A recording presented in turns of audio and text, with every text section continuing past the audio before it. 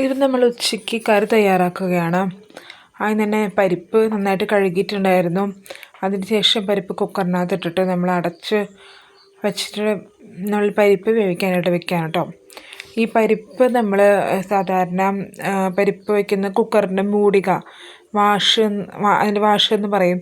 മൂടിക ഒന്ന് വെള്ളത്തിൽ നനച്ച് കൊടുത്തു കഴിഞ്ഞാൽ വേഗം വിസിലൊക്കെ വരും കേട്ടോ.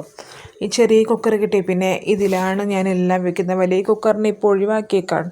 പാവൻ്റെ വലിയ കുക്കർ അതവിടെ ഇരുന്ന് പൊടി പിടിച്ചിരിക്കുകയാണെന്നേ. അപ്പോൾ നമ്മൾ വെണ്ടയ്ക്ക അരിഞ്ഞെടുത്തു. അധികമൊന്നും പച്ചക്കറികളൊന്നും ഉണ്ടായിരുന്നില്ല. വെണ്ടയ്ക്ക കാറ്റും തക്കാളി മാത്രമേ ഉണ്ടായിരുന്നുള്ളൂ. അപ്പോൾ അത് വെച്ചൊരു കുഞ്ഞി സാമ്പാറാണ് നമ്മൾ വെക്കുന്നത്. എന്തായാലും നമ്മുടെ 1-2 നേരമൊക്കെ കഴിയും. അതിനുള്ള പണികളൊക്കെ ഒപ്പിക്കുന്നുണ്ട് കേട്ടോ. അപ്പോൾ തക്കാളി നമ്മൾ സാമ്പാറിൽ സാധാരണ എൻ്റെ പിള്ളേർക്ക് തക്കാളി വലിയ ഇഷ്ടമില്ല. തക്കാളി കണ്ടാൽ തിന്നില്ല. വെണ്ടയ്ക്കയും ക്യാരറ്റൊക്കെ തിന്നോളും, പക്ഷേ തക്കാളി തിന്നത്തില്ല. പക്ഷേ എനിക്ക് ഏറ്റവും കൂടുതൽ ഇഷ്ടമാണ് സാമ്പാറിൽ തക്കാളി പരക്കെ തിന്നുക എന്നുള്ളത്. അപ്പോൾ അതവിടെ മൂടി വെച്ചിട്ട് ഉഴുന്ന് വെള്ളത്തിലിട്ട് ദോശ ഉണ്ടാക്കാനായിട്ട് അടിച്ച് വെക്കാനൊക്കെ ആയിട്ട്. ഇപ്പോൾ സാമ്പാർ ഞാൻ ഈ പൊട്ടലും ചീറ്റലും കാര്യം കൂടി കടുക് പൊട്ടിക്കാൻ വേണ്ടിയിട്ട് ഇത്തിരി നീങ്ങി നിന്ന് ചെയ്യൂ. കാരണം എപ്പോഴാണ് വേപ്പില കഴുകിയിട്ടിടുമ്പോൾ ഇത്തിരി നനവുണ്ടാവുമല്ലോ.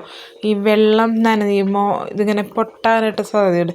അപ്പോൾ ഞാൻ പരമാവധി നീങ്ങി നിന്നിട്ട് ചെയ്യുള്ളൂ. അപ്പോൾ നമ്മുടെ സാമ്പാർ കാച്ചൽ കഴിഞ്ഞിട്ടുണ്ട്. അതവിടെ റെഡി ആയിട്ടുണ്ട്. നമ്മുടെ സാമ്പാർ റെഡി ആയിട്ടുണ്ടെന്ന് സംഭവം ഇതിൻ്റെ ഒരു എന്താ പറയുക ചൂടാവിയൊക്കെ വരുമല്ലോ.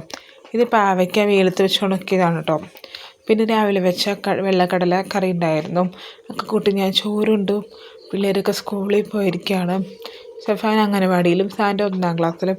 വേഗം തന്നെ ദോശയൊക്കെ അടിച്ച് വെച്ച ദോശ ഉണ്ടാക്കുകയാണ് കേട്ടോ.